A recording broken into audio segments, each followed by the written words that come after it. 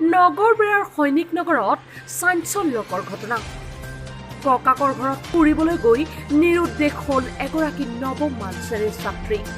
প্ৰায় 15 দিন ধৰি নিজৰ কন্যাক বিচাৰি হাবাথুৰি খাইছে দুৰ্ভগীয়া পৰিয়ালটোৱে। সৈনিক নগৰৰ জামাল উদ্দিনৰ 14 বছৰীয়া কন্যা 25 আগষ্টত ফুৰিবলৈ গৈছিল মালিবাৰীৰ ককাকৰ ঘৰলৈ।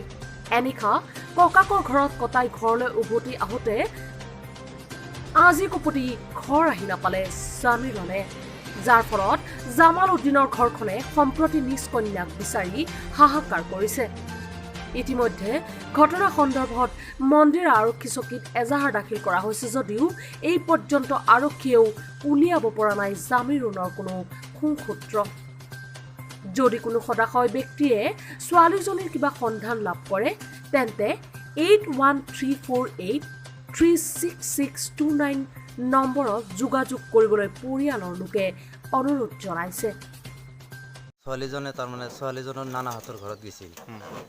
যাৰ পিছত গেছে মংগলবাৰে যাৰ পিছত বুধবাৰে তাহাৰ ঘৰত আছিল, বৃহস্পতিবাৰে তাহাৰ ঘৰত আছিল।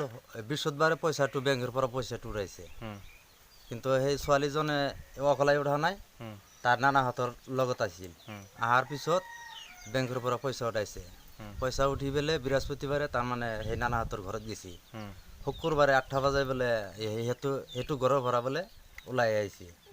অহাৰ পিছত তাৰমানে আমাৰ সৰুৰ পৰা তাহাৰ লগত আহিছিল।